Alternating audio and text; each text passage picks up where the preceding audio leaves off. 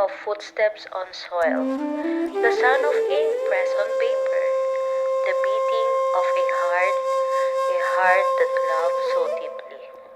It sacrificed everything it had for a country that still wasn't free. Rizal once walked here, not with weapons of iron or cries of war, but with words so powerful they shattered silence, with thoughts so dangerous then shook empires. He was a man who dared to see, dared to speak, who dared to stand and question why our people were bound, our voices hushed, our freedom sold and betrayed.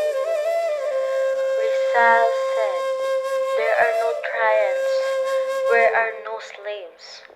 So he fed himself first, his mind, his soul, his dreams unbound by fear, unchained by silence, his life aflame, that lit our path not to destroy, but to illuminate, to awaken, to inspire, so that every Filipino could see. But the question is, do we still see? Do we feel the weight of his words as he wrote again and again that the fight wasn't just his, that freedom requires the courage to think, the question, to act, to be critical citizens.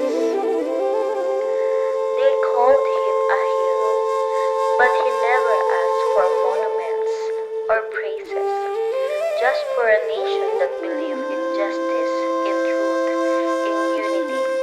He never called himself great. No, he called himself a Filipino, and that was all he needed to be. So what is it to be a Filipino today? It is in the language we speak, or the food we eat, or the land beneath our feet, or it is in something deeper, in a spirit that doesn't rest, in a heart that knows its duty, in a mind that never forgets the cost of silence, the price of surrender. Rizal's vision was never bound to the past. He saw a future, a country bold and free, where every Filipino will dare to ask, dare to dream, dare to see what could be. If only we love our country as he loved, if only we question as he did, if lonely we are willing to give what he gave. Today, that calls is ours to answer, to question those who lead us, to speak for those unheard, to challenge injustice wherever it hides, to ignite change with the same fierce word. It's not enough to know his name, to read his words, and pass the test. We honor him best by taking his spirits into ourselves, by being vigilant, by being bold, by seeking truth that won't be sold. To be, as he was, critical citizens, not merely alive but awake, not merely free but fully Filipino.